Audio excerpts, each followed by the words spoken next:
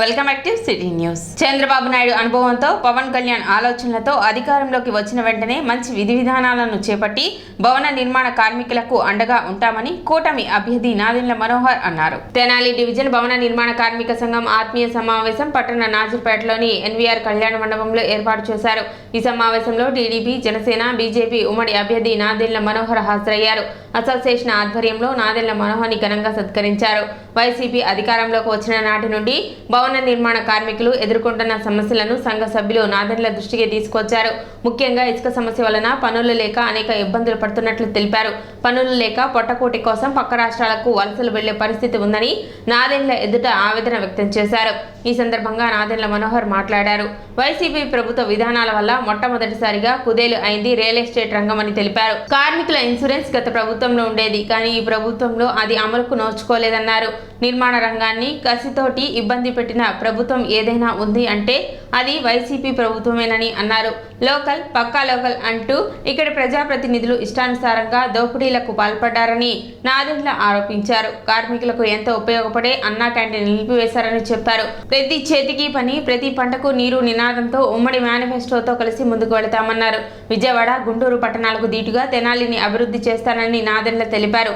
రానున్న ఎన్నికల్లో తనకు మద్దతు అందించాలని కోరారు. ప్రభుత్వ విధానాల వలన ఒక రంగం కుదేలైందంటే అది రియల్ ఎస్టేట్ రంగం. ఈ రోజులో ఆంధ్రప్రదేశ్లో మీ అందరికీ ఒకసారి గుర్తు చేస్తున్నాను. ఈయన ముఖ్యమంత్రి అయిన తర్వాత మొట్టమొదటి కార్యక్రమం చేపట్టింది ఏంటంటే విధ్వంసం చేసి అక్కడ ప్రజావేదిక అనేది కూలగొట్టి ఆ రోజు నుంచి ఈ రోజు వరకు రాష్ట్రంలో నిర్మాణం మాత్రం ఇక్కడ జరగలేదు. ప్రతి కార్మికుల సోదరుడిని ఇబ్బంది పెట్టే విధంగా ఈ ప్రభుత్వం పనిచేసింది. 3 సార్లు ఇసుక విధానం మార్చారు. గతంలో మీకు కార్మికులకు రావాల్సిన ఇన్సూరెన్స్ పథకం, చంద్రన్న బీమా పథకం అని ఉండేది. చాలామంది కొంతవరకు ఆదుకోగలిగే వాళ్ళం. అది ప్రభుత్వంలో సెస్ కలెక్ట్ చేసిన డబ్బు సుమారు 1200 కోట్ల రూపాయలు ప్రభుత్వంలో మనం కలెక్ట్ చేస్తే కనీసం 100 కోట్ల రూపాయల్లో కార్మికుల సంక్షేమం కోసం ఈ ప్రభుత్వం వెచ్చించలేదు. ఏమనంటే నవరత్నాల్లో మేము ఇచ్చేస్తున్నాం అంటున్నారు. అసలు నవరత్నాలకి కార్మికులకు ఇవ్వాల్సిన ఈ సంక్షేమానికి ఏం సంబంధం చెప్పండి. అది మీ హక్కు. ఉమ్మడి రాష్ట్రంలోనే 2300 కోట్ల రూపాయలు ఉండేది. ఒక్క తెలంగాణలోనే 2600 కోట్లు వస్తుంటే మన దగ్గర అసలు ఎంత దారుణంగా పడిపోయామో చూడండి. అసలు మనం నిర్మాణ రంగాన్ని నిజంగా కసితోటి కక్షగట్టి మరి ఇబ్బంది పెట్టిన ప్రభుత్వం ఏముందంటే ఈ వైఎస్ఆర్సీపీ ప్రభుత్వం. 35,000 కోట్ల రూపాయలు వాళ్ళు ప్రజల డబ్బు తీసుకొని భూమి సేకరించి జగనన్న కాలనీ నిర్మాణం చేస్తున్నాం అన్నారు. అక్కడ కూడా మళ్ళీ వీళ్ళే కాంట్రాక్ట్లు, వీళ్ళే ఇసుక సప్లై, వీళ్ళ ఇష్టానుసారంగా జరగాలి. ఎందుకు ఈ రోజున మీకు గతంలో అంటే లాంగ్ మార్చ్ సందర్భంగా పవన్ కళ్యాణ్ గారు పిలిపించి కనీసం 3 నుంచి 5 రోజులు పాపం కుటుంబాలు నష్టాల్లో ఉన్నాయని చెప్పి ఆ రోజున ఆర్థిక పరిస్థితుల్లో ఆత్మహత్య చేసుకుంటుంటే జనసేన పార్టీ నుంచి మేము ఏ రోజు కూడా ఒక్కరోజు కూడా పదవులో లేవు. జనసేన పార్టీ నుంచి మేము ₹1,00,000 ఆ కుటుంబాలకి ఆత్మహత్య చేసుకున్న భవన నిర్మాణ కార్మికుల కోసం మేము ఆ రోజు అందించాం. రాబోయే రోజుల్లో ఒక విలువలతో కూడిన రాజకీయం చేయాలి. ఒక మంచి ప్రభుత్వాన్ని ఏర్పాటు చేసుకోవాలి. ఈ పొత్తు ద్వారా Telugu Desam party, Janasena party, Bharatiya Janata party మన సమాజంలో ప్రతి ఒక్కరిని ఆదుకోవాలని, మనకు మంచి భవిష్యత్తు ఉండాలని ఒక ప్రణాళిక సిద్ధం చేస్తున్నాం. 4 లేన రహదారి పెదరావుల నుంచి నందివెల్లి వరకు 68 కోట్ల రూపాయలు నేను తీసుకొస్తే ఆ రోజు నుంచి ఈ రోజు వరకు కూడా కనీసం ఆటో నగర్ వరకు మనం తీసుకోలేకపోయాం. ఆడు వరకు మనం తీసుకెళ్లే విధంగా, మంగళగిరితో మనం అనుసంధానం చేసే విధంగా ఆ 4 లేన రహదారి మనం పూర్తి చేసుకుందాం. మనకి మున్సిపల్ మార్కెట్ దగ్గర 3 కోట్ల రూపాయలతోటి ఆ రోజు చేపల మార్కెట్ నిర్మాణం కోసం కేంద్ర ప్రభుత్వం నుంచి డబ్బులు తీసుకొస్తే ఆ బిల్డింగ్ నిర్మాణం కూడా ఆపేశారు. ఎంతోమంది అపార్ట్మెంట్లు కట్టుకుందాని ముందుకు వస్తుంటే వీళ్ళే లెక్కలు చెప్పి నువ్వు ఇంత సంపాదిస్తున్నావు కాబట్టి అపార్ట్మెంట్కి ఇంత నువ్వు ఇవ్వాలని చెప్పి వసూలు చేస్తుంటే ఇక్కడ నుంచి ఎవరైతే ఇక్కడ పెట్టుబడులు పెట్టాలని వస్తున్నారో వాళ్ళందరూ పారిపోతున్నారు. 20 లక్షల మంది ఈ రోజున కేరళకి, తమిళనాడుకి, ఒరిస్సాకి, ఇతర రాష్ట్రాలకి వెళ్ళి అక్కడ నిర్మాణం జరుగుతుంటే అక్కడ పనిచేస్తున్నారు, కానీ మన దగ్గర లేకపోయింది. ఇది చాలా బాధాకరమైన విషయం. రాబోయే రోజుల్లో దయచేసి మీరందరూ కూడా ఒక మంచి ఆలోచనతో మీరు ముందుకు వేయండి. నిలబడతాం మీకోసం. విజయవాడ, గుంటూరుకి ధీటుగా తెనాలి అభివృద్ధి చేసే బాధ్యత మీ అందరం కూడా కలిసికట్టుగా తీసుకుంటామని ఈ సందర్భంగా తెలుపుకుంటున్నాను. సమావేశంలో మాజీ మహిళా కమిషన్ చైర్పర్సన్ నన్నపనేని రాజకుమారి, గుంటూరు జిల్లా జనసేన పార్టీ అధ్యక్షులు గాదే వెంకటేశ్వరరావు, నన్నపనేని సుధాకర్, కార్మిక సంఘాల అధ్యక్షులు పాల్గొన్నారు. అక్కడ నుంచి ప్రస్థానం ఉంది, ఎక్కడుందో సెంటరింగ్ దగ్గర నుంచి రాడ్ బెండింగ్ దగ్గర నుంచి కంప్లీట్ అయిన తర్వాత ఇప్పుడు పిఓపి కూడా వచ్చింది. పిఓపి దగ్గర నుంచి తర్వాత పెయింట్లు, ఎలక్ట్రిసిటీ వర్కర్స్, అట్లా దాదాపు అన్ని యూనియన్స్ ఉన్నాయి. అంటే అంత మేస్త్రులు ఉన్నారు అంతమంది. మరి ముఖ్యమంత్రి గారు మధ్యన చూస్తున్నాం 138 సార్లు అంటాడు, ఒకసారి 132 సార్లు అన్నాడు, సరే ఎన్నో కానీ మొత్తాన్ని 130 పైన నొక్కాడు. మరి పాపం ఆ నొక్కినట్లు వీళ్ళకేం లేదా, ఎక్కడ కనపడాల, మీకేం లేదా నొక్కలేదు, మీకేం నొక్కలేదు, కానీ గొంతు నొక్కాడు. బటన్ నొక్కలేదు కానీ గొంతు నొక్కాడు. రావటంతోనే పట్టుకుని నొక్కాడు. ప్రకృతి పరంగా వచ్చేటువంటి ఒక సహజ సంపద, అది ఎవరిది కాదు, ఉన్నటువంటి ఏ ప్రాంతానికి చెందితే ఆ ప్రాంత ప్రజలందరూ సొత్తు. అది ఏ ఒక్కడి సొత్తు కాదు. అది అదే ఫ్యాక్టరీలో పెట్టేది తయారు చేయండి. నీడ అంటే మన పైన నీడ ఉండాలి. నీడ ఉండాలంటే చిన్న గుడిసె కావచ్చు, ఒక షెడ్ కావచ్చు, లేకపోతే ఒక పెగుడిలు కావచ్చు, లేదా చిన్న డాబా కావచ్చు, పెద్ద భవంతి కావచ్చు, ఏదైనా కావచ్చు. అంటే మనకి కూడుని పెట్టేటువంటిది, నీడనిచ్చేటువంటిది, గూడునిచ్చేటువంటి వ్యక్తులు ఎవరయ్యా ఉన్నారు అంటే మన తాతలు ముత్తాతలు ఇచ్చిన ఆస్తులు కాదు. మీరు నిర్మాణం చేసి కడితే ఆ గూట్లో మనం ఉంటాం అనమాట. చిన్నది కావచ్చు, పెద్దది కావచ్చు. వాళ్ళు కట్టకపోతే మనం ఎక్కడ ఉంటాం? నాకు ఎంత డబ్బులు, నేను ఇల్లు కట్టుకోలేదు కదా. పాపం వాళ్ళు చదువుకోకుండా లేకపోతే ఉద్యోగాలు చేసుకోకుండా ఏదైతే వృత్తిని నమ్మారో దానికోసం ప్రభుత్వాలు సహకరించకపోయినా, గత ప్రభుత్వంలో ఇబ్బందులు పెట్టినా, ఇసుక పనులు దొరకపోయినా వలసపోయారే తప్ప వారు ఎక్కడ కూడా తప్పుడు పని చేయలేదు. నిజాయితీగా బతికినటువంటి వాళ్ళు ఎవరైనా ఉన్నారు అంటే భవన కార్మికులు.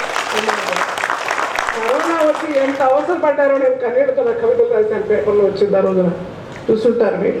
ఈ ఇసుక దొంగల్ని గెలిపించమని ఎవ్వరు అని చెప్పిన ఎవ్వరు కూడా అనరు. కాబట్టి దయచేసి మీరు అందరూ కూడా ఆశీర్వదించి మరొక్కసారి మనోహర్ గారిని గెలిపిస్తామని, భవన కార్మిక నిర్మాణానికి సంబంధించినటువంటి ఎవరైతే ఉన్నారో కష్టాలు పడ్డామో ఆ కష్టాలను అధిగమించే దానికోసం చంద్రబాబు గారి నాయకత్వంలో మనోహర్ గారు గెలుస్తారు, మంచి పొజిషన్లో ఉంటారు. అది అందరికీ తెలిసిన విషయం.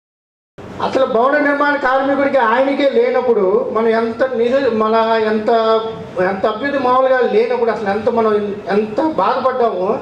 అసలు నాందిలోనే 4.5 సంవత్సరం ముందు చూసుకుంటే ఇసుక రేటు, ఆ ఒక ఇసుక రేటు అనుకున్న ఆ ఇసుకేదో వాళ్ళకేదో రత్నాలు లాగా ఉండే, మనకు మాత్రం అది వజ్రాలు కాదు, మనం ఒక తినే రైస్ లాగా ఉంది. అంత కష్టంలో మనం ఉన్నాం. ఆ టాపీ మేస్త్రికి అనేవాడికి లేకపోతే నేనున్నానా? పెయింటర్ లేదు, కార్పెంటర్ లేడు, రాడ్ బెండింగ్ లేడు, సో కట్టే లేడు, పోతే సెంటరింగ్ లేదు, అసలు మట్టితో ఉన్నాడా? కనీసం ఆ సిమెంట్ కొనుక్కొని రిక్షా బండి మీద రాకుండా రిక్షా బండి వాడికి లేదు. మనమందరం కనుక మనకే మేస్త్రికి పనికి లేకపోతే మనం ఎంతమందికి పని లేదంటే, మనల్ని ఆదరించి పిలిచిన పదవులు ఉన్న వాళ్ళు కూడా మనల్ని పిలిచి ఆదరించలేకపోయారు. మన నాయకులైన నాదెండ్ల మనోహర్ గారు కార్మికుల కోసం ఆయన చేస్తున్న కృషి మనకి అంతా ఇదిగా ఉంది. మనకి ఇసుక అన్ని నిత్యావసర వస్తువులు అన్ని ధరలు పెరిగినా ఎవరు పట్టించుకోవట్లేదు. మన ధరలు పెరిగినా కూడా ఎవరు పట్టించుకోవట్లేదు. రాష్ట్ర ఎన్నికల అధికారి వారి ఆదేశాల మేరకు స్వీప్ కార్యక్రమంలో భాగంగా సోమవారం పురపాలక సంఘ ఆధ్వర్యంలో మున్సిపల్ అధికారులు ఓటు హక్కు వినియోగంపై అవగాహన కల్పిస్తూ బైక్ ర్యాలీ నిర్వహించారు. తెనాలి పురపాలక సంఘ కార్యాలయం నుండి మున్సిపల్ సిబ్బంది ప్రతి ఒక్కరూ ఓటు హక్కు వినియోగించుకోవాలని అవగాహన కల్పిస్తూ కొల్లిపర గ్రామం వరకు బైక్ ర్యాలీ చేపట్టారు. రానున్న సార్వత్రిక ఎన్నికలలో ప్రతి ఒక్కరూ తమ యొక్క ఓటు హక్కు వినియోగించుకోవాలని పిలుపునిచ్చారు. ఈ కార్యక్రమంలో assistant commissioner Anusha, assistant city ప్లానర్లు Z Sudhakar, SL Subbarao, sanitary ఇన్స్పెక్టర్లు A Ramachandrarao, D Srinivasarao, Y Anupama, P Tirupatirao, municipal సిబ్బంది, సచివాలయ ఉద్యోగులు పాల్గొన్నారు.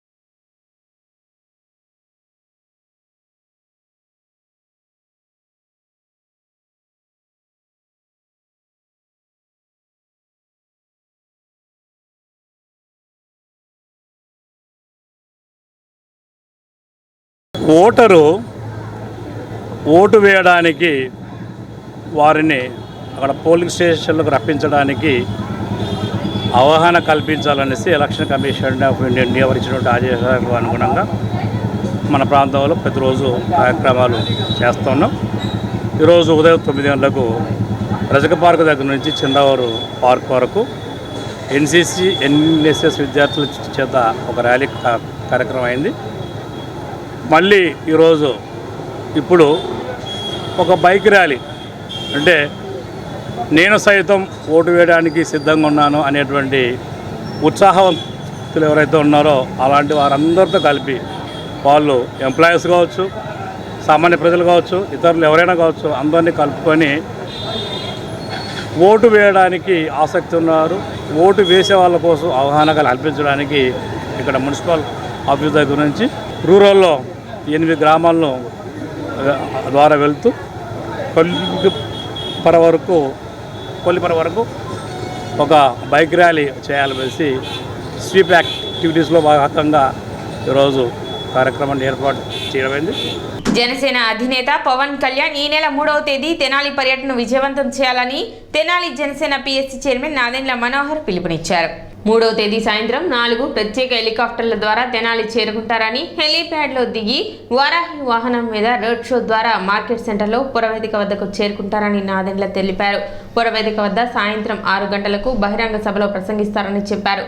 బీజేపీ, టీడీపీ, జనసేన నాయకులు, కార్యకర్తలు పెద్ద సంఖ్యలో పాల్గొని సభను జయప్రదం చేయాలని కోరారు. 3వ తారీఖున సాయంత్రం 4 గంటలకి జనసేన పార్టీ అధ్యక్షులు పవన్ కళ్యాణ్ గారు తెనాల్లో చెంచుపేటలో హెలికాప్టర్ ద్వారా అక్కడ దిగి అక్కడి నుంచి మెయిన్ రోడ్డు పైన వారాహి విజయ యాత్ర కొనసాగించే విధంగా ప్రజలందరికీ ఆయన కనపడి సుమారు 6 గంటలకి తెనాలి పురవేదిక దగ్గర మన మార్కెట్ సెంటర్ దగ్గర ఒక బహిరంగ సభ నిర్వహించబోతున్నాం. తెనాలి నియోజకవర్గంలో ఉన్న ప్రజలందరినీ కూడా మనస్ఫూర్తిగా మేము ఆహ్వానిస్తున్నాం. ఎన్నికల కార్యక్రమంలో ప్రచారంలో భాగంగా పవన్ కళ్యాణ్ గారు తెనాలికి వస్తున్న సందర్భంగా ఘన స్వాగతం పలికే విధంగా, అదే కాకుండా మనం రాబోయే రోజుల్లో ఎటువంటి ప్రణాళికతోటి తెనాలి అభివృద్ధి కోసం కానివ్వండి, ఈ ప్రాంతంలో చేపట్టబోయే అనేక సంక్షేమ కార్యక్రమాలు, అభివృద్ధి కార్యక్రమాలు, వీటిపైన ఆయన ప్రత్యేకంగా ఉపన్యాసాల్లో ప్రస్తావిస్తారు.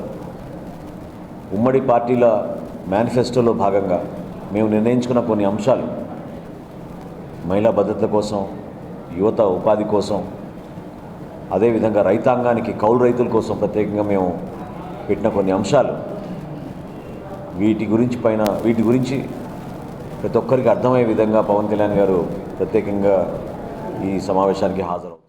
పెన్షన్ల పంపిణీ విషయంలో వైసీపీ కావాలని జాప్యం చేసేలా వ్యవహరిస్తుందని టీడీపీ ఆరోపించింది.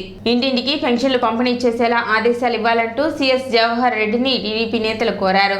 సెల్ఫ్ సర్క్యులర్ ఈసీ నిబంధనలకి విరుద్ధంగా ఉందని సీఈఓకు టీడీపీ నేతలు ఫిర్యాదు చేశారు. కలెక్టర్లతో మాట్లాడి నిర్ణయం చెబుతామని సీఎస్ చెప్పారు. మీడియాతో మాజీ మంత్రి నక్కా ఆనందబాబు మాట్లాడుతూ పింఛన్ల పంపిణీకి ప్రత్యామ్నాయ ఏర్పాట్లు చేయాలని, సచివాలయ సిబ్బంది ద్వారా 2 గంటల్లో పింఛన్లు ఇవ్వచ్చన్నారు. ఈ ఎన్నికల్లో వృద్ధులు, వితంతువులు, వికలాంగులు తదితర సామాజిక పెన్షన్లు తీసుకునేటటువంటి పేదవాళ్ళ మీద రాజకీయ కుట్ర కోణంతో ఆలోచన చేసి పెన్షన్లు ఆపి లబ్ధి పొందాలని చూస్తూ ఉన్నాడు. వారికి పెన్షన్లు ఆపిన విధానం చంద్రబాబు నాయుడు గారికి, తెలుగుదేశం పార్టీకి ఆపాదించే ప్రయత్నం స్వయంగా ముఖ్యమంత్రి చేస్తా ఉన్నాడు. ఎన్నికల సభల్లో ఈ రోజు కూడా మాట్లాడుతూ ఉన్నాడు, పెన్షన్లు ఈ రోజు రాకపోవడానికి కారణం చంద్రబాబు నాయుడు గారని. బుద్ధుందా అని నేను అడుగుతా ఉన్నా. ఈరోజు బ్యాంకు హాలిడే, నీ సాక్షిలో 2 రోజుల క్రితంగా రాసావు 3వ తారీఖు నుంచి పెన్షన్లు ఇస్తామని చెప్పి. అసలు నీకే అధికారం ఉంది? ఎన్నికల కమిషన్ లేకపోతే ప్రభుత్వం తరఫున చీఫ్ సెక్రటరీ స్టేట్మెంట్లు ఇవ్వాలి. నువ్వు రాసేసావు ఆల్రెడీ. కానీ ఈ రోజున ఉన్నటువంటి వ్యవస్థ ఎన్నికల కమిషన్ వాలంటీర్స్ ద్వారా వద్దు, ప్రత్యామ్నాయ ఏర్పాట్లు చేయమని చెప్పి సీఎస్కి ఆదేశాలు ఇచ్చింది. ప్రత్యామ్నాయ ఏర్పాట్లు ఏ విధంగా చేయాలో కూడా సీఎస్ గారితో మేము మాట్లాడాం. ఇలా సచివాలయ వ్యవస్థ ఉంది, 15,000 సచివాలయాలు ఈ రాష్ట్రంలో ఉన్నాయి, 1,60,000 మంది ఎంప్లాయీస్ ఉన్నారు, పెన్షనర్స్ 60 లక్షల మంది ఉన్నారు. ఒక్కో వ్యక్తి ఒక్కో సచివాలయంలో పనిచేసే ఎంప్లాయీస్ వివిధ కేటగిరీల కింద 11 మంది పనిచేస్తా ఉన్నారు. ఒక్కొక్కరికి మొత్తం కూడా బదిలీ చేస్తే పెన్షన్లు మొత్తం ఒక్కో ఎంప్లాయీకి 40 పెన్షన్లు వస్తాయి. 40 పెన్షన్లు అంటే 2-3 గంటల్లో పంపిణీ చేయొచ్చు. అటువంటిది వారం పట్టింది, 10 రోజులు పట్టింది అని చెప్పి ఈ ప్రభుత్వం తాత్సారం చేసి ఏదో ఒక విధంగా అధికారుల మీద ఒత్తిడి చేసి పెన్షన్ సకాలంలో అందకుండా సామాజిక పెన్షన్దారులు ఇబ్బంది పెట్టాలని ప్రయత్నం చేస్తా ఉంది. దానిలో మీరు గుర్తులో ఇప్పుడు చిన్న విరామం.